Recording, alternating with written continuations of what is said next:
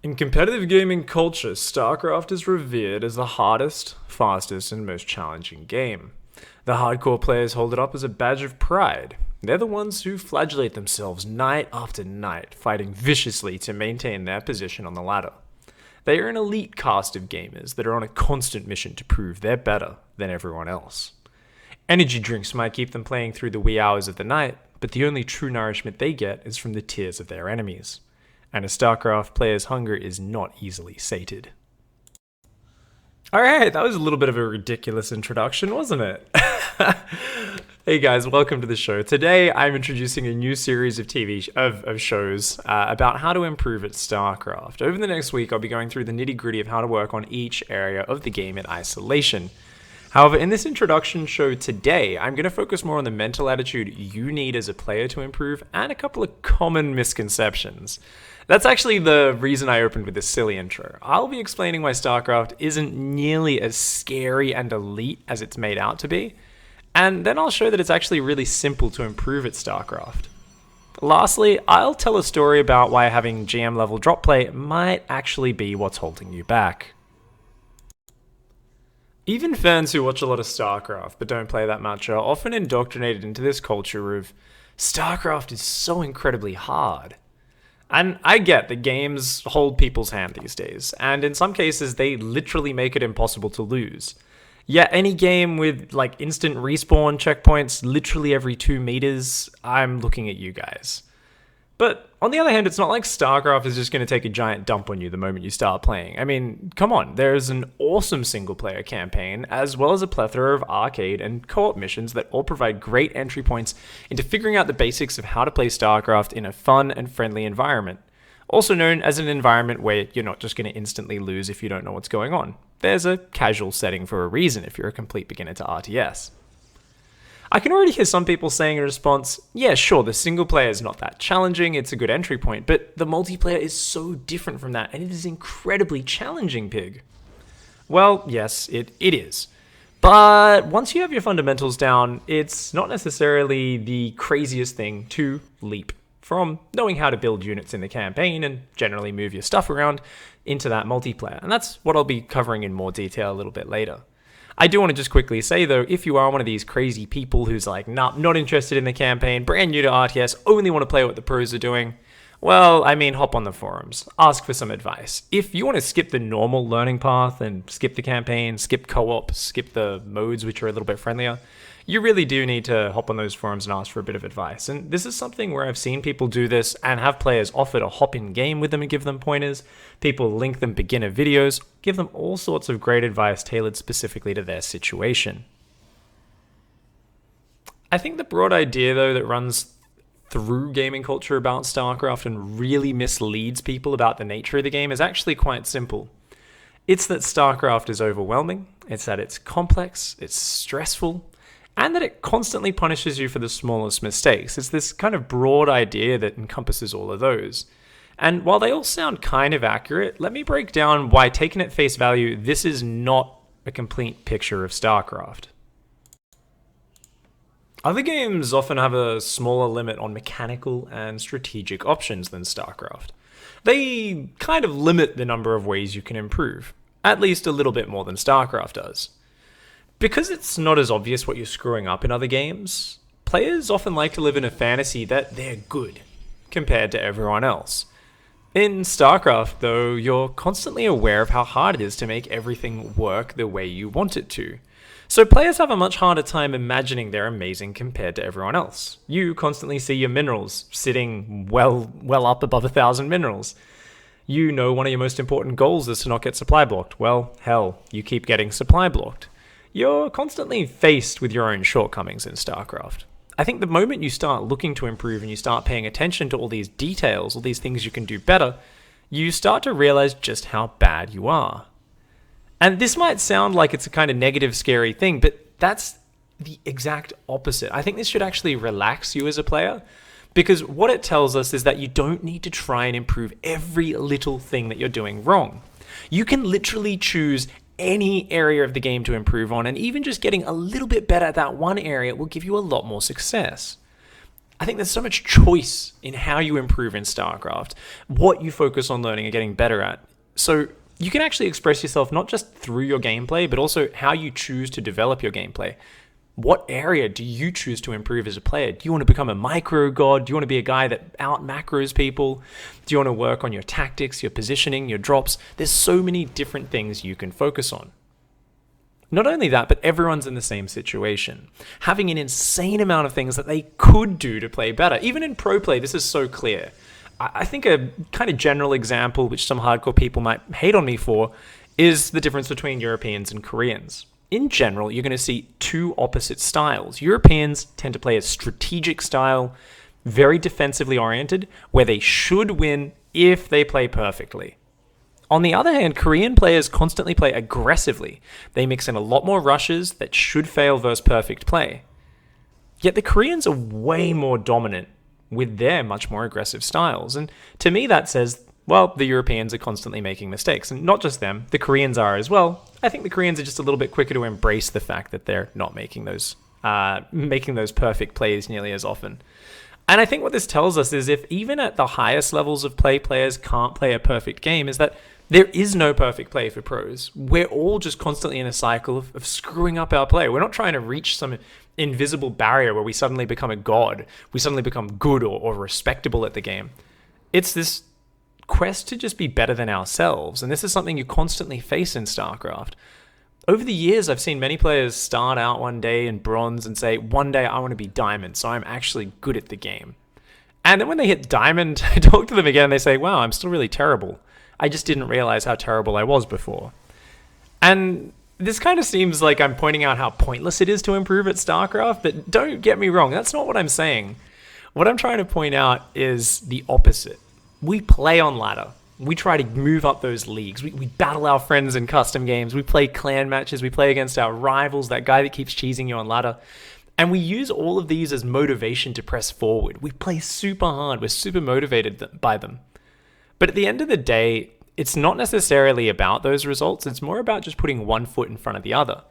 It's about finding one small thing at a time to do just that little bit better. We don't learn a few things and suddenly it all clicks, we're a god of StarCraft. It's this intensely personal journey of self-improvement where we're constantly choosing something and just saying, hey, let's do that a little bit better. Let's demand more of ourselves. I remember playing Overwatch, getting to Diamond League and feeling like I'd done enough improving for now. Didn't really want to get too much better. From there, it was very easy to just hover at the same rank, ignoring my own faults in my play, blaming my team for our losses rather than any shortcomings of my own. You can't do that in StarCraft. It just doesn't quite work out. The reason is you're going to be constantly taught humility by losing. There's no one else to blame. You'll constantly face the reality of your own inability to choose the correct strategy or to execute the strategy that you've chosen. At the end of the day, you don't need to be constantly improving at StarCraft, but it is going to force you to accept responsibility for your losses. You lost, the other dude played better, that's it. And even if you're just happy to play at maybe a Gold League level, maybe you get to play only a couple hours a week, you made it to Gold League back when you could play it a bit more, and now you're happy to just play there. And that's fine, and that can be very enjoyable. But you just need to be able to set your ego aside. If we could all, as a StarCraft community, be a little bit less egotistical, stop being egotistical pricks, I think we'd all be a little bit happier to just accept, okay, maybe I'm happy to not improve sometimes. And when I am improving, that's fine as well. But as long as I accept responsibility for my losses, it's going to be a much less toxic experience. I think the important point I'm coming to here, guys, is that the game gives you a lot of options. It provides a platform for near limitless innovation. I mean, the variables that make the game hard, for the most part, come from yourself, your opposition. A multiplayer game in itself, sure, it can have a hard playing field, there can be difficult mechanics to master, but you and your opponent are always in the same position. It's not like your opponent ever has any advantage. So even though it is difficult to master mechanics, if you're in the exact same playing field, it's not a disadvantage. It doesn't make the game super difficult or unfun. It simply gives you a lot of options. If it's hard for you, it's also hard for your opponent. Most gamers have this idea that strategy is just this thing where a clever or intelligent person is naturally good at strategy. Yet, even great minds will be terrible at all of the great strategy games when they first start out. Chess, Starcraft, you name it. The only advantage of a very intelligent person is their ability to learn a bit quicker. However, they still need to put in a vast amount of time to get that learning process to happen. In chess, it takes thousands and thousands of hours of practice to recognize the ridiculous number of patterns, moves, and plays before the human brain can make sense of what's going on and then make the correct decisions. This is a necessary barrier to all strategy games. For them to be complex and therefore allow constant room for innovation, creativity, problem solving, they need to create a complex set of rules that must be grappled with first of all. What these rules often result in is people feeling overwhelmed by the number of choices, the number of different things. And that really is what the complexity of the playing field of StarCraft is all about. It's about, yeah, it's hard to master this playing field. There's so much information. There's so many mechanical things to do. You've got such vast strategy and such vast physical things to focus on. But all of that is just options. And the biggest thing players need to learn to focus on when they're first getting used to StarCraft, because there's very few things in life that give you this many options. There's very few games that give you this many options. The important thing for you to focus on is to not get thrown off. Just choose a small area to focus on and do that. Don't be paralyzed by fear of choosing the wrong choice. Confidence. Being decisive is one of the most important skills to improve at StarCraft. One of the biggest things I see when players hit a roadblock in StarCraft is they become paralyzed by fear. They become afraid to continue moving forward, to simply make a decision, even if they're not 100% sure it's the right one, and to see how it plays out.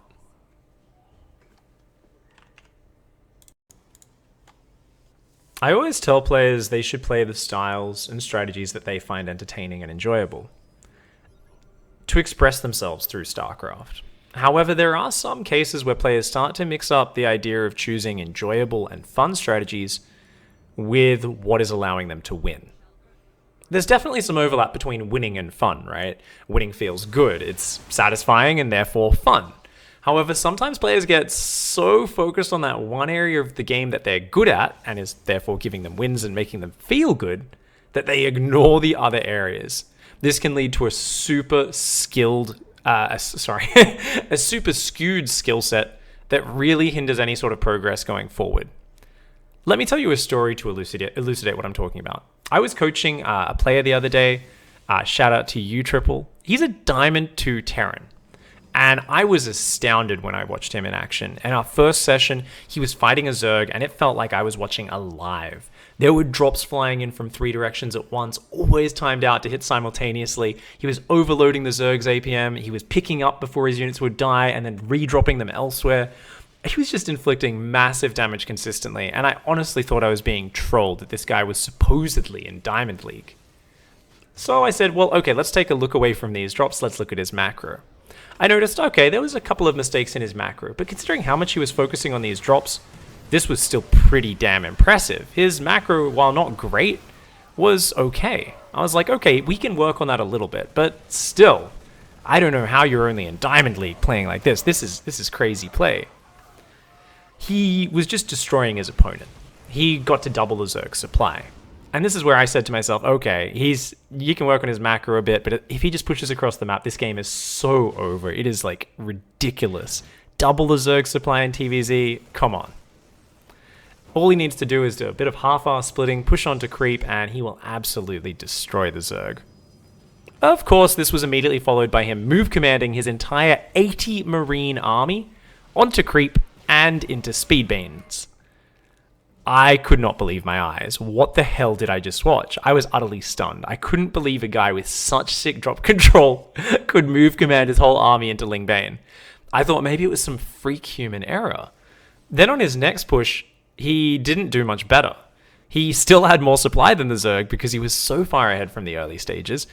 He tried to micro his units a little bit more, but whenever he would split, he would immediately group them back up in a clump, and the Lingbane would just roll over his force. The most micro that he would actually give him any benefit was stimming his units and trying to run backwards a little bit. There was almost no attempt to split his army.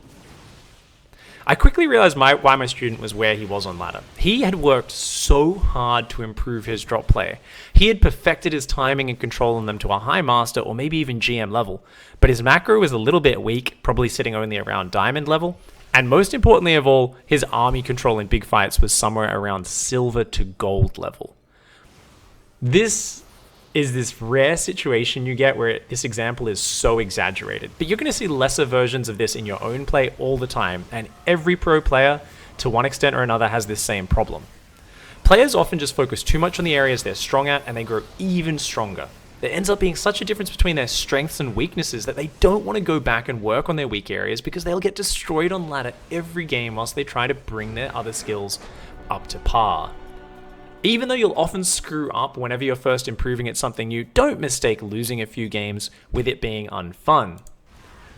The moment it feels terrible to lose and you can't handle it, you're probably slipping into a poor mindset.